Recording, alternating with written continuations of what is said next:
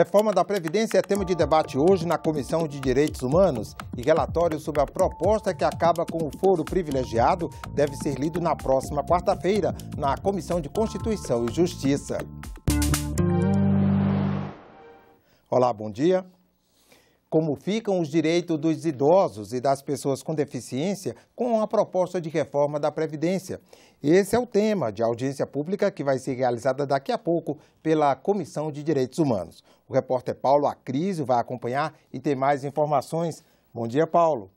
Bom dia, André Ricardo. Bom dia, telespectadores. Diante da possibilidade de idosos e pessoas com deficiência serem atingidos, serem prejudicados por alguns itens da reforma da Previdência, a Comissão de Direitos Humanos convocou uma audiência pública interativa que começa a partir das 9 horas da manhã e você pode acompanhar através do telefone do Alô Senado 0800 61 2211 ou através do site senado.leg.br/e-cidadania. André. Obrigado, Paulo.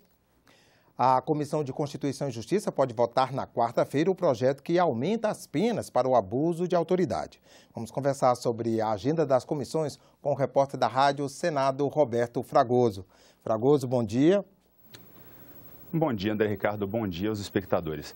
A proposta que regulamenta o crime de abuso de autoridade deve ser discutida na Comissão de Constituição e Justiça nesta quarta-feira, dia 19 de abril. O relator do projeto, o senador Roberto Requião, ele anunciou que apresentaria o seu relatório neste dia. A proposta já estava pronta para ser votada na Comissão de Constituição e Justiça quando chegou ao Congresso uma nova proposta apresentada pelo Procurador-Geral da República, Rodrigo Janot.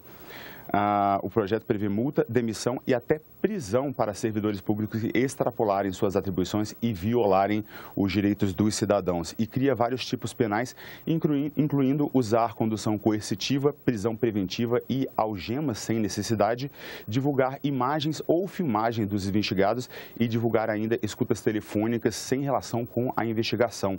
Também será crime, de acordo com a proposta que foi apresentada pelo senador Renan Calheiros, do PMDB de Alagoas, manter homens e mulheres ou adultos e crianças confinados no mesmo espaço.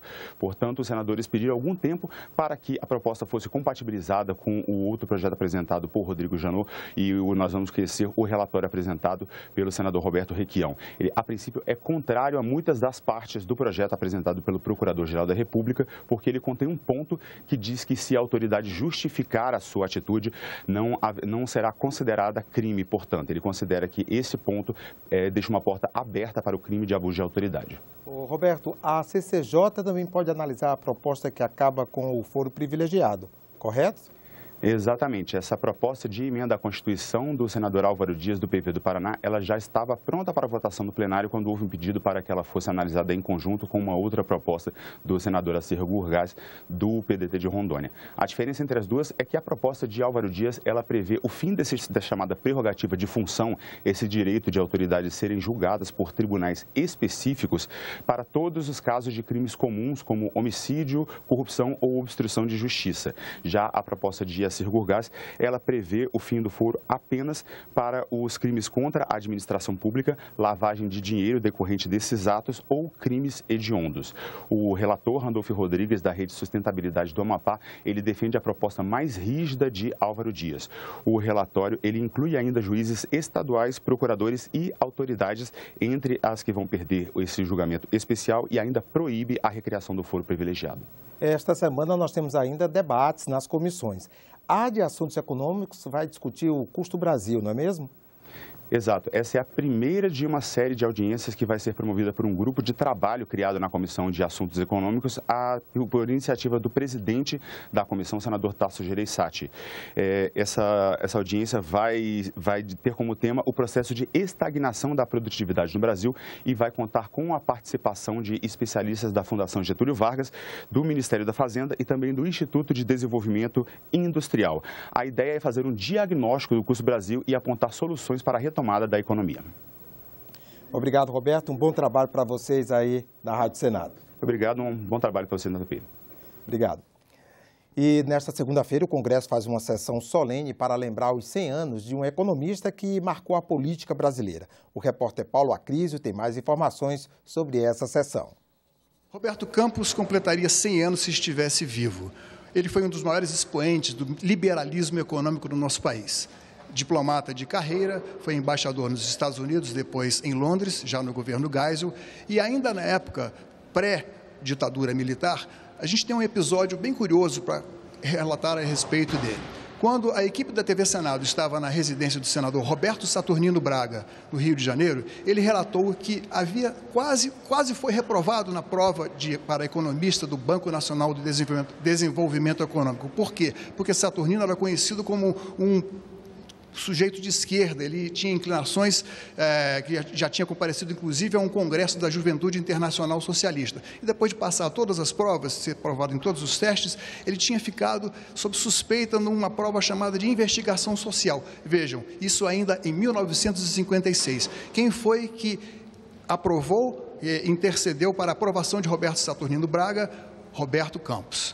Você vai conhecer um pouco mais de Roberto Campos agora no VT que Dinalva Ferreira preparou.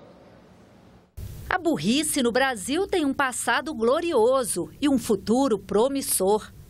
A diplomacia é como filme pornográfico. É melhor participar do que assistir. O pensamento expresso em frases quase sempre irônicas e de um humor ácido era uma marca. Quando cheguei ao Congresso, queria fazer o bem. Hoje, acho que o que dá para fazer é evitar o mal. O ex-seminarista, que virou diplomata, economista e político, era controverso.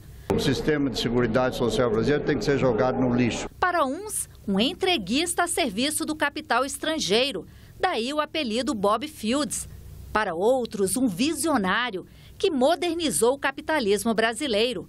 Mas, afinal, quem era Roberto Campos? Ele não era um ortodoxo, ou um homem de direita, como dizia, ou um monetarista, ele era um eclético. Refletia o grande embate intelectual que acontecia no Brasil nos anos 50, nos anos 60 e até os anos 70. Apenas um realista.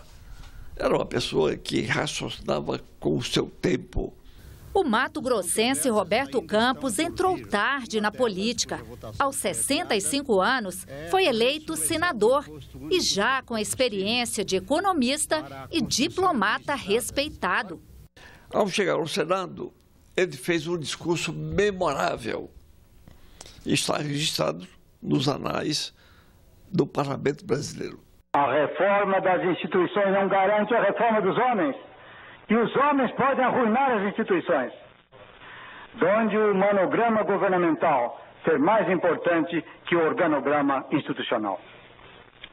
De tudo isso se conclui, nobres senadores, que se não tivermos uma visão histórica de nossa peripécia, acabaremos tendo uma visão histérica. Homem de grandes ideias e grandes embates. Para usar uma expressão bem de rua aqui no Brasil, ele não levava desaforo para casa. Como constituinte, criticava o excesso de encargos às empresas e direitos aos trabalhadores e combatia duramente a reserva de capital na área de informática. Eu votarei pelo mal menor. O mal menor é o projeto do Centrão, que me parece que já fez todas as concessões que se podia fazer à nossa xenofobia, ao nosso atraso mental. O amigo senador Edson Lobão sentava-se ao lado dele na Constituinte. Tinha verdadeiras cólicas de decepção com algumas emendas que eram aprovadas na Constituinte, que, a juízo dele, mais prejudicavam o país do que ajudavam. Votou contra as eleições diretas para presidente e a favor de Paulo Maluf no colégio eleitoral. Apoiou Collor, mas foi o primeiro a votar pelo impeachment do ex-presidente, mesmo em cadeira de rodas. Como vota o deputado Roberto Campos? Sim, per parecer. Depois de um mandato no Senado e 2 na Câmara, Roberto Campos deixou a vida política decepcionado. Ele apresentou alguns projetos de lei que ele considerava fundamentais para o bom andamento do país, que foram todos arquivados. Nenhum foi aprovado. Na despedida, fez um retrospecto melancólico. É um discurso de reconhecimento de que ele fracassou, um discurso um pouco patético, dizendo: a minha geração, infelizmente, falhou em levar o Brasil ao desenvolvimento. Nunca tive profundidade, inteligência ou poder para erguer um farol que lançasse um facho de luz para as futuras gerações. Estas memórias são apenas uma lanterna na popa de um pequeno barco. Com essas palavras, Roberto Campos abre o seu livro de memórias. Ao iluminar o passado, deixou ideias que ainda são debatidas no presente. Ao final de 2.000 páginas, ele conclui resignado. Minha geração falhou na tarefa de fazer do futuro o presente. Infelizmente, a minha lanterna na popa só ilumina as ondas passadas. Roberto Campos é considerado o fundador do Banco Central, implantou o FGTS e teve muitas outras iniciativas importantes para o pensamento econômico do Brasil de hoje. Ele morreu aos 84 anos de idade em 2001. A sessão solene começa às 11 horas da manhã e você acompanha aqui na TV Senado. Obrigado, Paulo. O presidente Michel Temer sancionou o projeto que proíbe que mulheres presas sejam algemadas durante o trabalho de parto. O uso de algemas só é lícito em caso de resistência do preso, receio de fuga ou perigo à integridade física dele mesmo ou de outras pessoas. Além disso, a utilização das algemas deve ser justificada por escrito. Estas regras estão em súmula vinculante editada pelo Supremo Tribunal Federal em 2008, mas, muitos anos depois, gestantes presas ainda são algemadas sem justificativa durante o trabalho de parto. A mudança aprovada pelo Congresso proíbe o uso de algemas em mulheres durante e logo após o parto. Muitas presidiárias gestantes que, quando dão à luz, o fazem algemadas. Isso não era do nosso conhecimento. Uma mulher, no ato de dar à luz ou em qualquer procedimento relativo à sua gestação, à sua gravidez, ela não oferece nenhum perigo a quem com ela esteja ou até mesmo a sociedade que justifique a necessidade ou o fato de ter que algemá-la.